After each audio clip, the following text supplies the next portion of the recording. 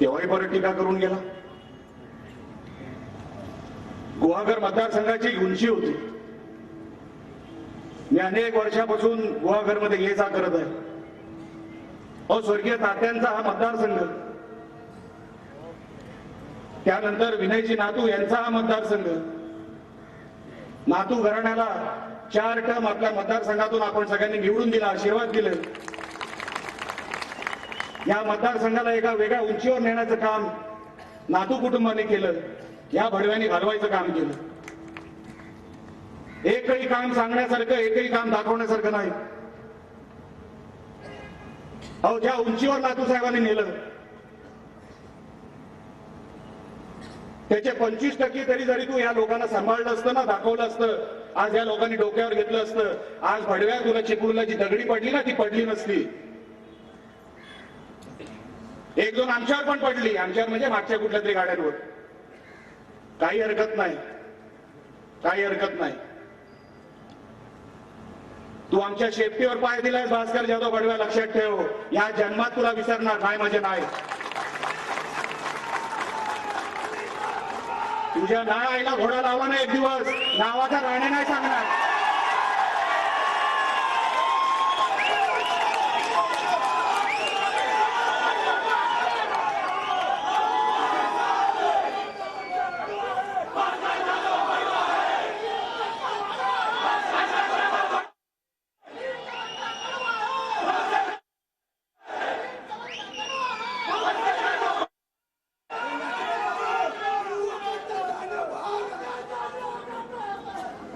समजलास ना? लक्षात ठेव, राणे कधी कोणाच्या वाकड्यात जात नाही. अनेक महिन्यांपासून मी तुझं ऐकतोय. तुझी जी चिपळूणची भाईगिरी होती ना भडव्या, याच निलेश राणेंनी संपवली होती, हे विसरू नकोस. तुझ्या आईचा घोडा लावू तुला.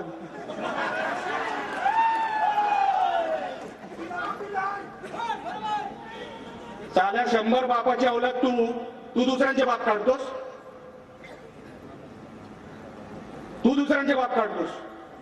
म्हणे बाळासाहेब बोलले, या भिकार जोडाला कोण मातोश्रीमध्ये घेत नव्हता. हा कुत्र्यासारखा बाहेर. साला भिकारचोट तुला घेतलं कधी मातोश्रीमध्ये? काय संबंध? तू बाहेर. साला बिस्किट चोर. आता मला परिवहन बोला, हा भंगार चोरायला लागायचा. आला एक दिवस तोच भंगारच्या गांडीत नाही ना घातला, गावाचा निलकरण नाही सांगणार.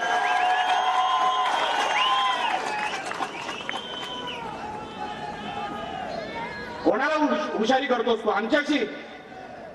अरे त्या ठाकरेंना नाही घाबरलो आम्ही, त्या पवारांना नाही घाबरलो आम्ही. मुंबईत राहतो, छाती ठोकपणे मातोश्रीच्या बाहेरून रॅली काढतो. कोणाच्या बापाने आमचं काय केलं नाही.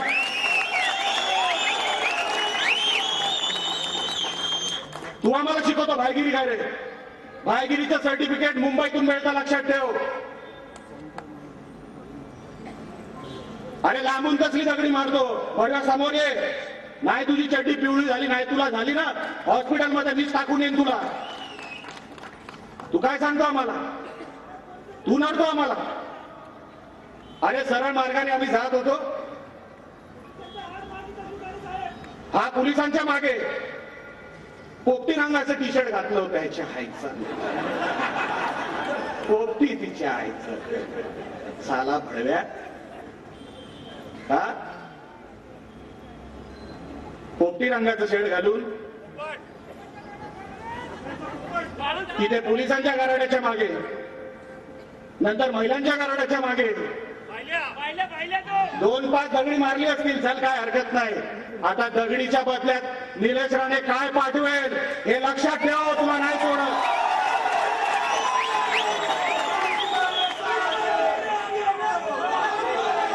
तुला नाही सोडत. आता तू नख लावलाच आम्हाला. आणि आता बसलाय तिकडे भडवा 25 लोकांना घेऊन कार्यालयामध्ये. मोजून 100 लोक होती. पोलिसांनी पोलिसांचं काम केलं असतं, शांततेत सगळं निघून गेलं असतं. त्याच्यावर येईन मी कधीतरी.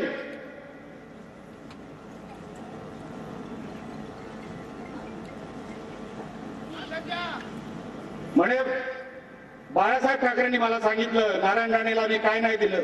त्यांनी दुसरे शब्द वापरले. बाळासाहेबांचे एवढे वाईट दिवस कधी आले नव्हते. वडव्या तुला आतमध्ये बिस्तरच्या बाजूला बसवायला कधीच नव्हते एवढे.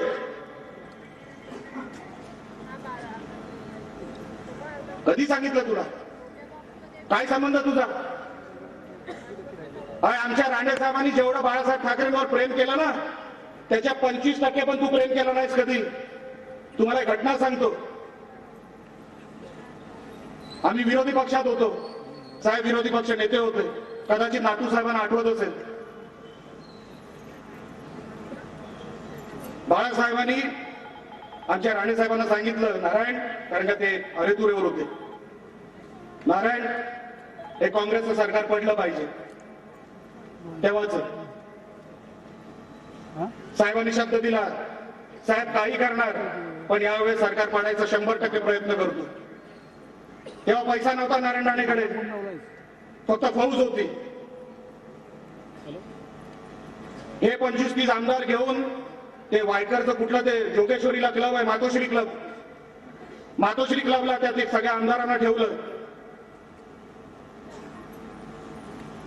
विरोधी पक्ष नेता असताना साहेबांनी स्वतःचं घर गहाण ठेवलं की नाही मी बाळासाहेबांना शब्द दिलाय सरकार पडलं पाहिजे. स्वतःचं घर गहाण ठेवणारा नेता बडव्या हे करू शकतोस का तू? बाळासाहेबांसाठी करू शकतो तू? आणि आमची आई विचारायला लागली आपण राहणार कुठे?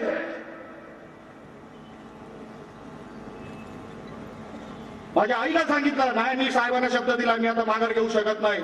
ते सरकार आपलं राहिलं नाही, एका मताने पडलं. काय अवस्था झाली असेल आमची.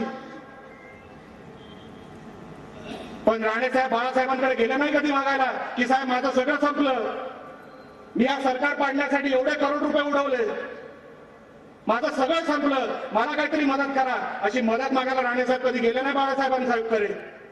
त्यांनी परत स्वतःला सिद्ध केलं, परत उभा केला स्वतःला, सगळी परिस्थिती परत निर्माण केली आणि महाराष्ट्राच्या या राजकारणामध्ये परत स्वतःला सिद्ध करणारा माणूस एकच, त्याचं नाव नारायण राणे.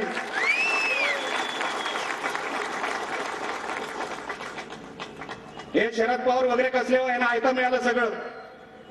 पश्चिम महाराष्ट्रामध्ये सगळं काय होतं. आमच्या साहेबांनी 1 रुपया 2 रुपयापासून नोकरी सुरुवात केली. बाळासाहेबांना रफाट प्रेम. बाळासाहेब बोलले म्हणजे विषय संपला. हे समजणार आमचे राणे साहेब. अरे तू काय ओळखतं राणे साहेबांचं आणि बाळासाहेबांवरचं प्रेम? ज्या दिवशी बाळासाहेब गेले, आम्ही लंडनला होतो तेव्हा, आमचा साहेब जेवला सुद्धा नाही. आमचं अख्खं घर रडलं. तू आम्हाला बाळासाहेबांचं प्रेम सांगतोस. हा 2 वेळा निवडून आला शिवसेनेतून, 1995, 1999, 2004 ला ह्याचं तिकीट कोणी कापलं. हा बाहेर मातोश्रीच्या रडत होता, गाडीत बसला, चिपळूणला आला, इथे फॉर्म भरला, अपक्ष, पराभव झाला. पण त्या निवडणुकीमध्ये जुन्या लोकांना आठवत असेल, नातू साहेबांना आठवत असेल, ती पूर्ण निवडणूक उद्धव ठाकरेला यांनी शिव्या घाल घातल्या. हे कोणी तुम्हाला जुना माणूस सांगेल? तू साला उद्धव ठाकरेवरचं प्रेम सांगतोस. तुझा काय संबंध उद्धव ठाकरेशी? काय केलं तू उद्धव ठाकरेचं?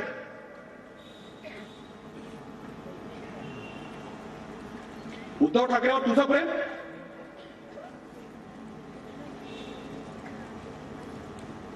म्हणून मी या ठाकरे कुटुंबावर कधीच काय बोललो नाही. तू कधीच काय बोलला नाही. आणि जर मी बोललो असेल तर मी संन्यास घेईन. आता एक व्हिडिओ दाखवतो, तू फक्त बघा.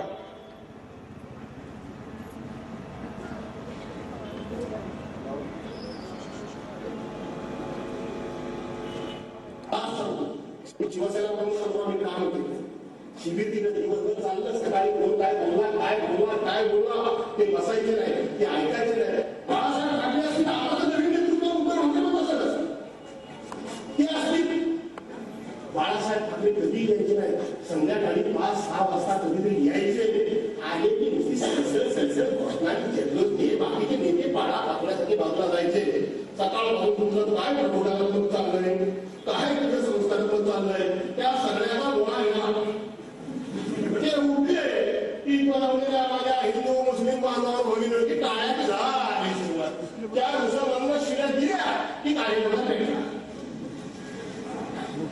काय नसायचं, काही सातत्यानं निगेटिव्ह नकारात्मक. माझ्यासारखा माणूस सातत्यानं काहीतरी योजना सोडणारा माणूस हा नाराज आहे. परंतु विचार करा काय हे लोकांना मिळालं, या शिव्यातून काय मिळालं. गेल्या सगळ्या पण त्या शिव्या, या सगळ्या पण त्या शिव्या. त्यावेळेला काश्मीरचं उदाहरण, त्यावेळेला पंजाबचं उदाहरण, त्यावेळेला कुठे विदर्भातला बलात्कार, यावेळेला कुठला तो दिल्लीतला बलात्कार. याच्याशिवाय दुसरं काय त्यांनी सांगितलं, काही नाही. पण तिथल्या कार्यकर्त्यांना अशा पद्धतीने पेटवायचं की त्यांच्या डोक्यामध्ये सातत्यानं समोरच्या पक्षाबद्दल, समोरच्या धर्माच्या लोकांबद्दल, समोरच्या जातीच्या लोकांबद्दल द्वेष निर्माण करायचा, तिरस्कार निर्माण करायचा, त्याला द्वेषानं पेटवायचा, त्याच्या डोक्यात सूड व्हायचा. की तो प्रतिशोधाच्या मागे लागतो. सूड ज्याच्या डोक्यात धरतो तो प्रतिशोधाच्या मागे लागतो. तो प्रतिशोधाच्या मागे लागतो. कधी एखादी निवडणूक लागते आणि कधी ह्याला आरोप करतोय त्याने आमच्या धर्मावर अन्याय केला, त्याने आमच्या जातीवर अन्याय केला, त्याने आमच्या घरावर अन्याय केला, असंच काही म्हणायचं.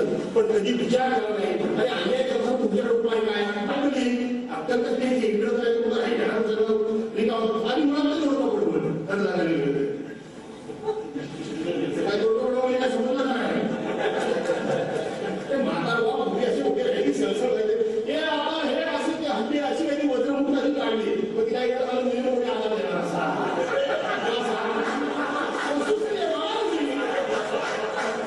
एका कार्यक्रमात ते असे त्याला काहीतरी गेले असे की एवढे हा पाहिजे पण मुली असा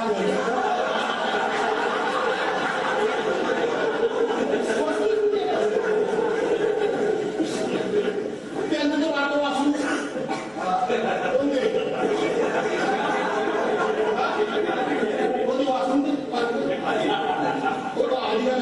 भाषण माहिती नाही आणि आपण पण लाड करतो त्यांची.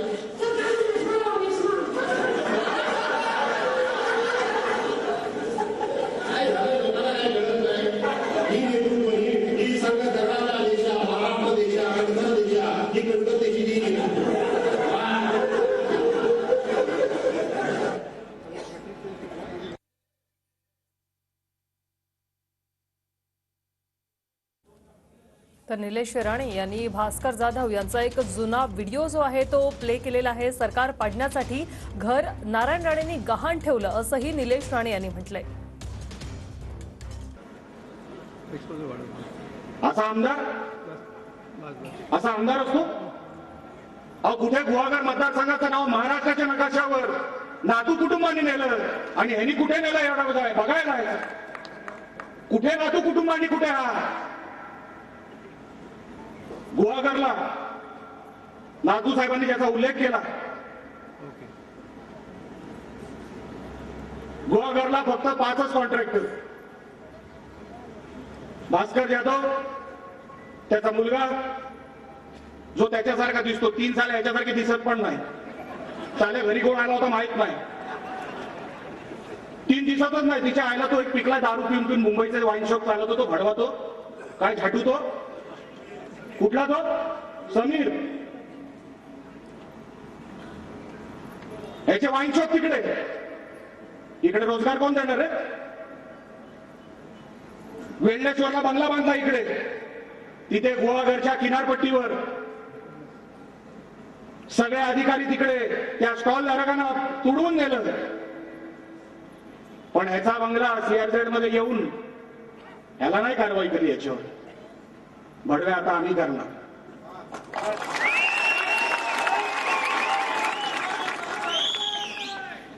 सगळ्यांना सीआरझेडचा नियम, पण ह्याच्या बंगल्याला, वेल्डेश्वरच्या बंगल्याला ह्याला सीआरझेडचा नियम नाही. बिचारे गरीब स्टॉल धारक, गरीब व्यावसायिक आपला स्टॉल तिकडे लावायचा, काहीतरी पोटा पाण्याची व्यवस्था करायची, काहीतरी खायला मिळेल, काहीतरी घरी घेऊन जाता येईल म्हणून तिकडे व्यवस्था करायची. पण त्यांना सगळ्यांना तुडवलं. हा आमदार असून तिकडे गप्प बसला. तिकडे बिचारे छोटे व्यावसायिक उभे राहिले असते, पर्यटकांची सोय झाली असती, पण ते नको. ह्याचा बंगला तिकडे सीआरझेड मध्ये आणि ग्रामीण भागामध्ये. निलेश सुर्वे साहेब मला सांगा, ग्रामीण भागाचे रस्ते बाहेर काढा आणि त्या बंगल्याकडे ह्याचा चकाचक जाणारा रस्ता बाहेर काढा. स्वतःच्या बंगल्याकडे जाणारा रस्ता बघा आणि गुहागरच्या उर्वरित ग्रामीण भागातले रस्ते बघा. तू साला लुटणार किती रे या मतदारसंघाला? का आहे का नाही तुला? नुसता आमदार केला म्हणजे काय, तुला काय फक्त मारायसाठीच केला काय? काही नाही. तो आपला गुहागर विजापूर काय तो रस्ता चालला, महामार्ग चालला, महामार्ग